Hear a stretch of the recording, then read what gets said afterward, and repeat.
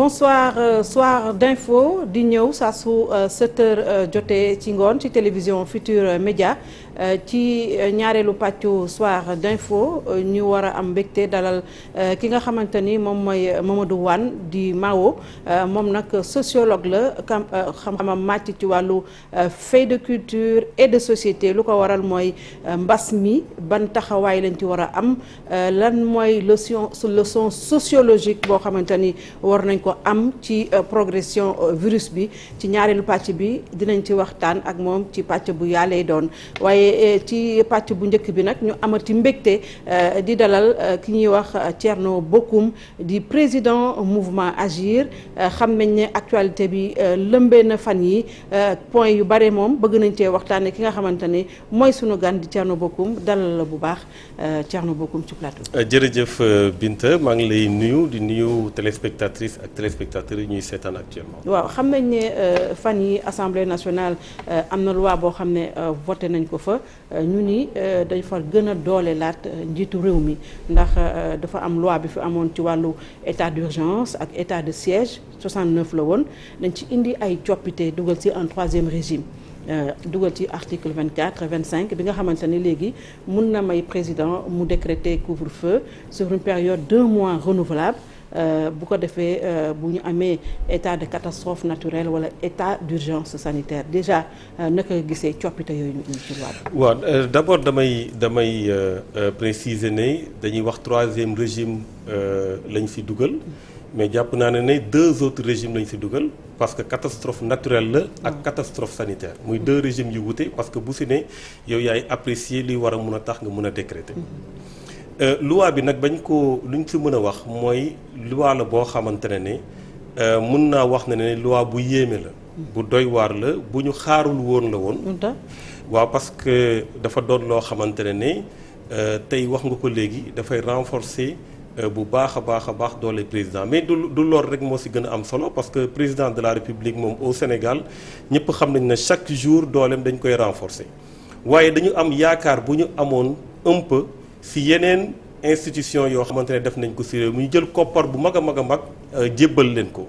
lu mel ni assemblée nationale dafa am rôle bu muy jouer ci réew mi en dehors du président de la république bi nga xam ne dañ koy fal au suffrage universel direct. am na les députés yoo xam ne également dañ leen di fal au suffrage universel direct jox leen ay prérogatives yu méngoo ak yu président parce que ci constitution lañ ko def.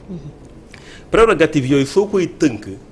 bokk na lu ñuy wax toujours voter loi waaye surtout bokk na ci lu ñuy wax contrôle de l'action gouvernementale donc ci esprit constitution bi lu mu bëgg ne députés yi war nañ di saytu moo tax loi bu ñu mënti teg suñ ciy jox ak président doole. am na fu ñuy teg député yi pour ñuy mën a saytu soo xoolee su defee détermination des politiques daal di bëgg a def dara loo xam ne am impact ci askan bi dañ ko naan demal assemblée nationale nga yóbbu sa loi ñu voté ko su dee dañ waxoon état d'urgence dañ ne soo jëlee état d'urgence bi c'est vrai dans l'urgence mun nga apprécier jël mais 12 jours après demal assemblée nationale ñu xool ndax war nañ ko yokk ou pas donc assemblée nationale dañ ko teg foo xamante ne day mën di contrôler à chaque fois le gouvernement léegi nag assemblée nationale ci boppam ma daaneel foofu rek assemblée nationale ci boppam moo teggil boppam loolu loolu nag mu doon lu doy waar parce que prérogative bu ñu ko jox la ba pare en même temps mu doon loo xamante ne dañu fal député yi pour xaar leen ci liggéey bu mel noonu. mais pour cette fois-ci est-ce que mun leen jox président aussi benn dëgg boo xamante ni am na d'autant plus qu'on est dans un contexte Covid urgence sanitaire pour éviter vraiment muy jaar assemblée ñu ne ay lourdeur la est-ce que bi yoon mënoo gëm ni loolu la quoi bu amee catastrophe naturelle wala urgence sanitaire ñu mën a gindi askan bi. xam nga mbirum urgence bu jëm ci Covid bi je pense que Covid bi ñun Afrique bokk nañ ci ñu mu dalee ci nu mu gën a néewee sooy xool tey ay pays européens wala sax France bi nga xamante ne ñoom moom la ñuy imiter tout le temps gis ngeen nombre de morts yuy am par jour teewul président su décrété ñoom état d'urgence sanitaire la ñu am ñun catastrophe sanitaire lañ ko tuddee. su décrété état d'urgence sanitaire su defee 1 mois dafay dem assemblée nationale ñu defal ko loi. il faut que ñu def loi boo xamante dañuy wax lan mooy yelleefam fan lay yem lan la mën a jël lan la mënta jël parce que démocratie dafay dox même su dee dañ nekk ci urgence bokk na ci tamit ne ñëpp xam nañ ne biir assemblée nationale am na lu ñuy wax procédure d'urgence loi pour nga voter ko du jël temps waaye li gën a garaaw ci loi bi mooy yamale boobu ñuy yamale président di ko wax doo gisee lu mel ni loi d'habilitation bi indi woon na fi débat la moo taxoon mu amoon débat parce que dañoo ibbi woon mbir yi daal di wax ne mesure yoo xam ne dem na sur le plan économique social sanitaire président mën na ko jël ñun bokkoon nañ suñu bind ne war nañ def amendement si loolu pour wax ne dafa war a yem si Covid bi parce que Covid bi moo ko yëkkati d'ailleurs article 77 bi loolu la wax da nga war a wax temps bu mu durer ak objet bi alors tey lu ñu voté tey jéggi na loi d'habilitation maanaam changé nañ article 69 mais laal nañ également article 77 même si c'est pas formel mais pouvoir yu mu doon wut foofu tey may nañ ko parce que dañoo. mais en quoi lay daw les pouvoirs du président. waaw xam nga li tax parce que dañuy yokk benn formule bu ñuy wax expression fourre-tout mooy dañ ne président mën na jël bépp mesure boo xam ne mën na assurer le fonctionnement normal des services publics ak la protection des populations. loolu mooy lan. waaw loolu lu muy tekki. mooy tey. li mel ni Sénégal lu koy doxal muy service public yi luy war a mën a tax mu dox président mun na jël ay dogal ci loolu luy war a tax ñu protéger population président mun na jël ay dogal ci loolu maanaam lu mu tekki mooy que ne dafa luñ ko énumération waxuñ ne lii ak lii ak lii lay doon comme loi yépp nu muy demee comme même état d'urgence bi nu mu demee woon mais présidence mun na jël façon décision bu ko neex daal di koy layee ne damaa bëgg protéger population yi kenn du ci mën dara. comme genre yenn décision. bu mu mënti doon su ko neexee sa mu interdire suñu émission bi. pour waxin la rek. c'est pour te dire que amatul limite. loolu yëpp la ñu jël ñu teg ko ci loxoom te loolu dans une démocratie du yoon jaaduwul sax ñu koy xalaat sax ba di ko def parce que démocratie du président rek moo ko moom du président rek moo nekk star bi. démocratie peuple bi moo nekk star bi te peuple bi dañu choisir am président de la république buy déterminer la politique de la nation am ay député yu koy xool donc paire boobu dafa war a ànd ci bépp politique publique moo tax député yi waruñu woon génn ci processus boobu parce que processus décisionnel bu jëm ci régime d'exception xam nga régime d'exception bint mooy régime boo xam comme lu ñu xew rek ni couvre-feu damal tëddi heure bi damal def lii maanaam sa liberté individuelle liberté collective yi ak lépp loo xam ne sa yelleef la dañ koy tëxëñ ci contexte bi ñuy apprécier maintenant ndax dañuy jël mesure wala duñ jël mesure mais loolu mënoo ko teg ci benn loxo mun a am ñuy contrôler war na mun a am ñuy xool ndax war nañ ko yokk ou pas mais président tey dañ ko may possibilité mu décréter pour 1 mois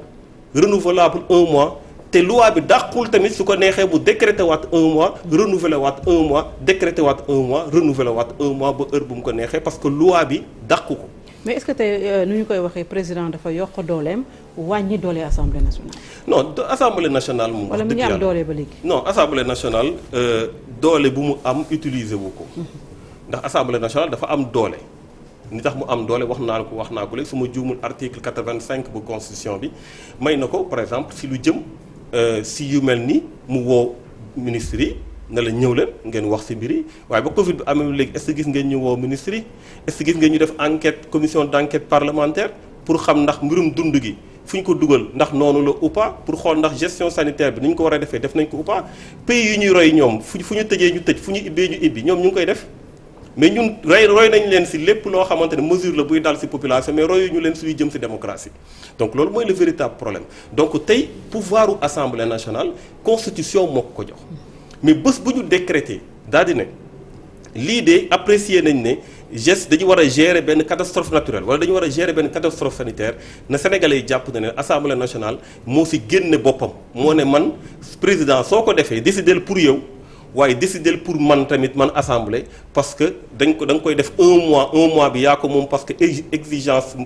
urgence bi la waaye renouvellement bi waroon jaar ci man te mu am ci état d'urgence bi et cetera doo ko defati jëw def ko directement loolu nag mu doon loo xamante ne dafa nekkul méngaluwul ak loo xamante ne moom la ñu jox comme pouvoir assemblée nationale sinon finalement amatul njëriñ parce que nag assemblée nationale boo xam ne mënul contrôler l'action gouvernementale mënul leeral askan bi ci lënt-lënt yi ñu am suñu xew ci réew mi assemblée nationale bu mel noonu finalement da ngay comprendre pourquoi population yi di wax naan ndax am na njëriñ ou pas donc fondamentalement je pense que li ñu waroon liggéey pour askan bi liggéey ko loo xamante ne constitution moo leen ko may loolu dañ ko teg fële bàyyi président mu doxal lu ko. mais justement lu tax président veut se doter de tous les pouvoirs on a vu le 31 décembre bi muy wax ñëpp dañu ne waaw ñun président mooy wax wala un roi lu tax président bëgg a gën di dooleel pouvoir am te déjà am na pouvoir parce que nous sommes dans un régime présidentiel. waaw xam nga yooyu tentation la yoo xam ne du lu bees.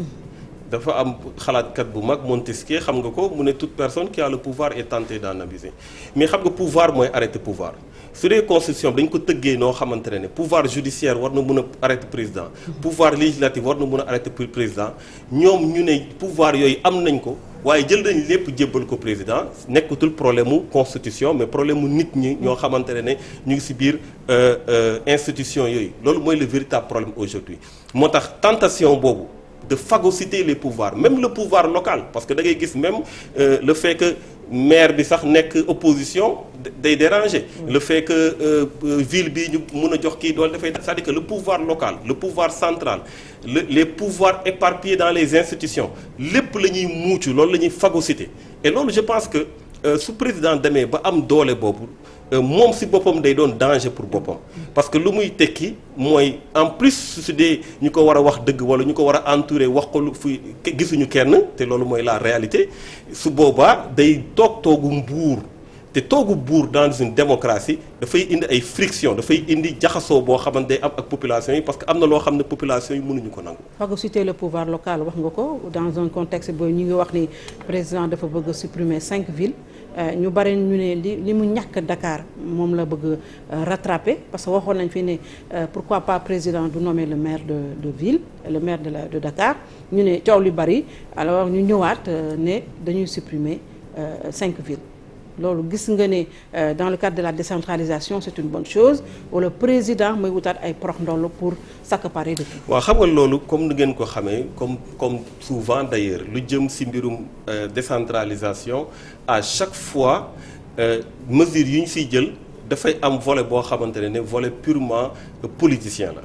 la sooy xool acte 3 de la décentralisation bi. li gënoon tax ñu përëxee ko état d'urgence et tout affaire bi jàll bokkoon na ci élection yuy ñëw ñu fexe ba mairie de Dakar kii war a nekk candidat mu war a mën a gagner les communes pour mën a nekk candidat mu bañ a am liste de ville bu leen fàtte loolu boobu waxuñu waxu ville mais dañuy xool nan la ñuy jëlee ville bi peut-être suñu téye woon ville bi tey dañu wax waxu nañu changer ville bi parce que changer ville indi département mooy fiscalité bu waroon am ci ville bi lu mu waroon am ci koppar léegi ay fonds de dotation ak yooyu ngay koy jox pour mu dundee maanaam mooy wàññi doole alors que soo ñëwee tey lu mel ni Dakar dañuy wax naan waaw pourquoi Dakar alors que am na yeneen communes yoo xam ne wala yeneen département yoo xam ne nekkuñu ay ville mais soo demee ci département bu mu mënti doon en dehors de département yi ñu cité yoo xam ne ville la mais soo jógee ci commune di dem ci commune dafa am àll dafay am distance bu mag et cetera foofu jarul mutualiser ville pour mutualiser loolu loi bi wax d'ailleurs day pour mutualiser la c'est-à-dire que tey pour ma ñëw fii nii romb naa su ma juumul ay 2 communes ba 3 communes donc harmonie bu war a am mutualisation bu mu war a am ba nga xamante ne soo tiimee da ngay xam ne lii c'est une gestion harmonisée loolu moo indi ville te loolu je pense que dañ ko war a au contraire gën a dooleel mu gën a am plus d'harmonie si gestion yoo xam dañ koy mën a am si territoire yu mel ni nga xamante ne day mel ni Dakar wala yeneen yi alors loolu nag je pense que foofu la ñu war a gën a dem que di jéem a dindi ville bi wala di changer loo xamante ne gisuma benn sens bu mu am maintenant soo waxee woy ay conflit am na si biir conflit de compétence effectivement am na mais ça ce n'est pas le contenant c'est le contenu maanaam du ville bi mooy problème bi nu ñu def tëggee loi yi mooy problème bi donc loi yi nañ ko leeral c'est aussi simple que ça su boobaa tu peux conserver les villes waaw am na leneen coow loo xam ne dafa mel ni Sénégal temps yi coow yi dafa xaw a bari ci mbiru financement des partis lu ko indi mooy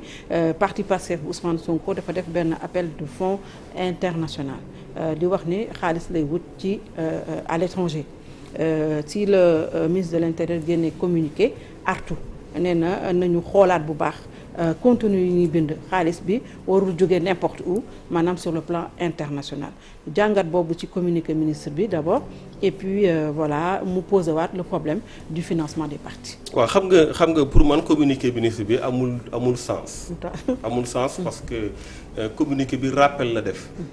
En réalité, ce n'est pas une décision, contrairement à ce que beaucoup disent. Ce n'est pas une décision bu mu jël, il a fait un rappel de la loi. Rappel pour man amul sens pour ñaari mbir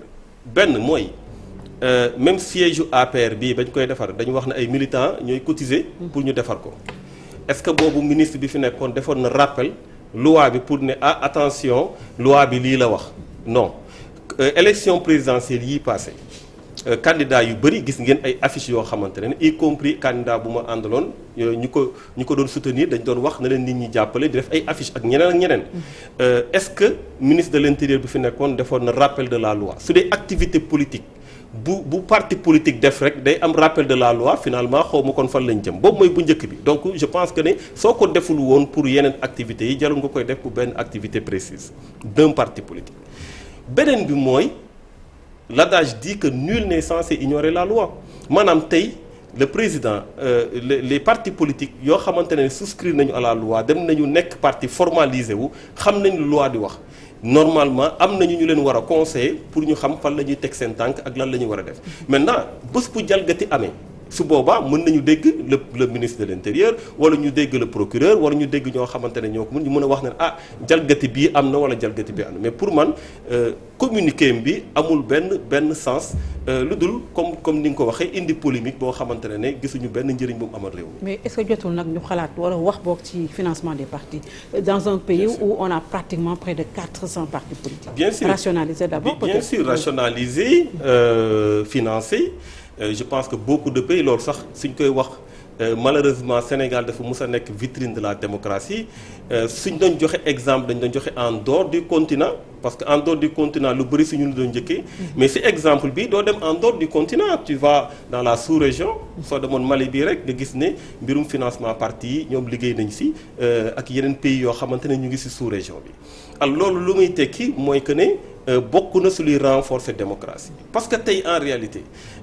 officieusement il y a un seul parti boo xam ne moom la ñuy financer officieusement c'est le parti au pouvoir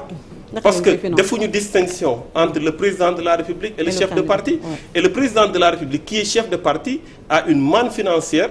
de 8 milliards ba mu fay jógee en tout cas bu ñu ko doon voter par yoo xam ne amul benn comptabilité ça veut dire fonds politique ça veut dire que tey même su doon da ko doon dugal ci partem kenn mënu ko xam kenn mënu ko et puis kenn du ko laaj aussi nan la demee parce que ñun ñoo ko voter donc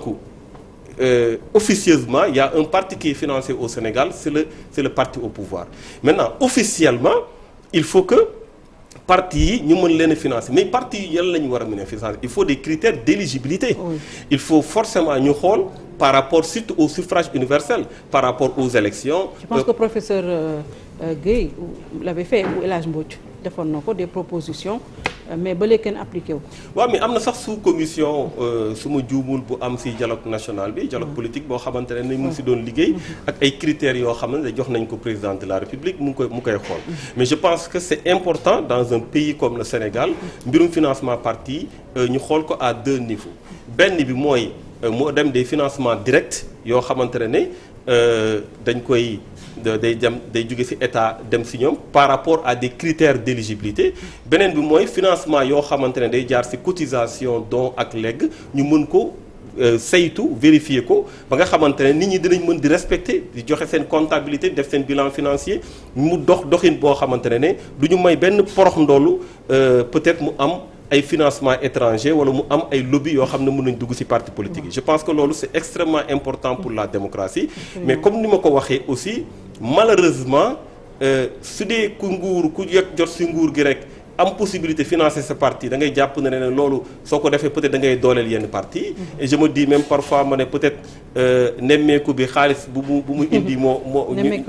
waa ñu ne peut-être que parti opposition warul am lu mel nii parce que peut-être dañuy bëgg parti opposition yi ñuy sonn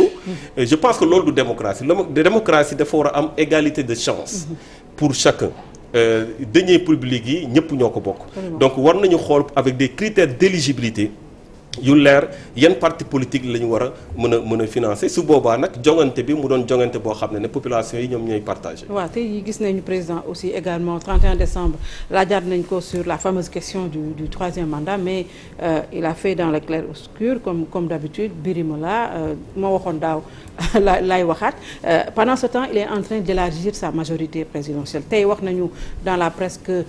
bu ñu moytuwul Rewmi ak APR dañuy fusionner nekk un grand parti présidentiel on ne sait pas si c'est vrai ou pas mais que président mi ngi waajal troisième mandat avec l'aide d'Idrissa Seck xëy na bu faloo def Idrissa Seck vice-président mais eggaguñ ca problème mu troisième mandat bi yaakaaroo ne président waxoon na ci que au nom de la morale je dirais même au nom de la loi mu gindi askan wi. non président wax na si ba pare de. non je pense que ñu bëri am nañ vidéo bi. waaw nee na moom moo defar constitution bi. 2019 lay def deuxième mandat am su paree deuxième mandat su gagné 2019 lay def deuxième mandat am su paree mandat boobu pare na si. donc 2024 pare na si jeex na. donc Birima loolu la waxoon mënul waxaat leneen lu mu waxoon daaw loolu la. su koy wax ren it loolu la mën a wax.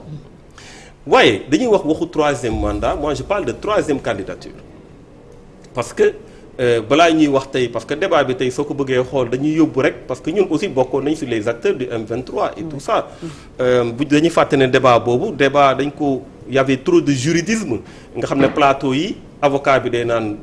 d'accord naa kenn d'accord uma ñu indi constitutionnaliste bu def la mu am ñaar ñu wutee la même chose nga indi ay professeurs et cetera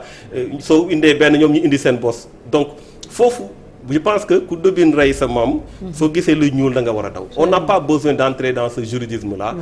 après ñu ne leen waa léegi dem leen conseil constitutionnel conseil constitutionnel damay fàttali ne conseil constitutionnel ñi leen fa yóbbu président de la république la à travers un décret président de la république c'est-à-dire que tey l'avocat je parle pas spécialement du conseil constitutionnel bi mais je parle d'une manière générale pour que gars yi nit ñi bañ ko mythifier jàpp na ne ay nit lañ yoo xam dañoo wàccee fële rek di joxe droit di wax le droit avocat APR bu def 20 ans mën na nekk conseil constitutionnel loolu la loi bi wax donc loolu lu muy tekki mooy que ne tey débat bi du débat boo xam ne c'est du droit après ñu ne léegi na conseil constitutionnel àtte déedéet conseil constitutionnel ku leen fa teg moom moo am initiative de la loi parce que loi dañ ne l'initiative de la loi appartient concomitamment au président et aux députés ku am initiative bi nag moom mooy le constituant moom ci boppam moom moo constituant dérivé moom moo tëggaat constitution bi ci anam boo xamante ne moom moo ko interpréter boppam daan ne man lii ma bind lii laa ci bëgg a wax maanaam 2019 laay def sama deuxième mandat su ma paree parrainage donc moom interpréter na ko ba pare ñu mu fi teg ñooñu amatuñ dara lu dul